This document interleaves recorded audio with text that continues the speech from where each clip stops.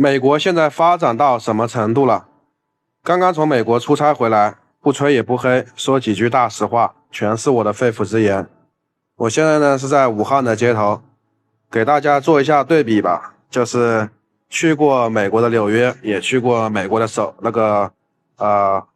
华盛顿，还有他们的洛杉矶，这都是几个美国比较知名的大城市。说实话，美国的城市建设确实现在来说还是很不错。毕竟美国的城建发展的比较早，但是在美国那边交通呢，说实话让我感觉到不可思议，经常的拥堵。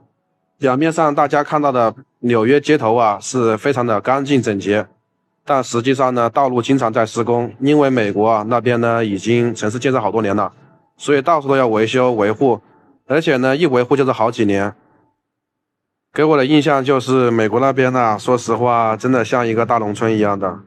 因为富人呢都住在农村，有钱人呢住在城市里面，和我们的国内好像恰恰相反吧，这是一种文化差异吧。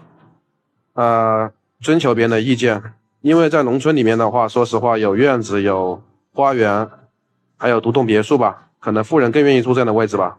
但是去购物啊、去看医院就不方便了。说实话，美国啊那边的出租车啊也可以叫网约车，也有扫码支付。但是呢，要加各种小费。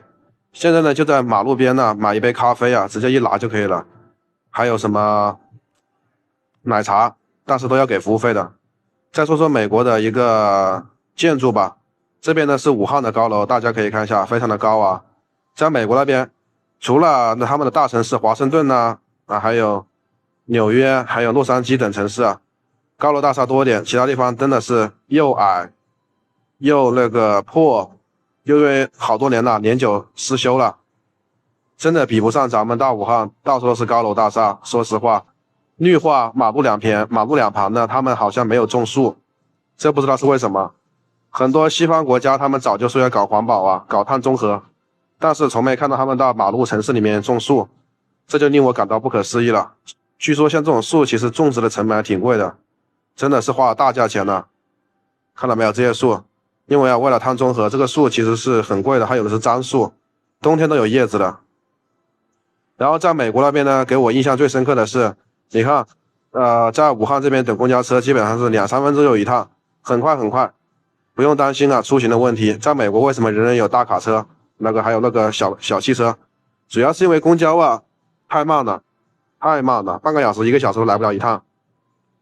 说实话，美国的医疗真的是堪忧啊。在美国那边呢，有一句话这么说的：不到心脏跳不动那一刻，千万别给我叫救护车，因为只要你上了车，那就是好几美刀、几百美刀、几千美刀起啊，非常的贵。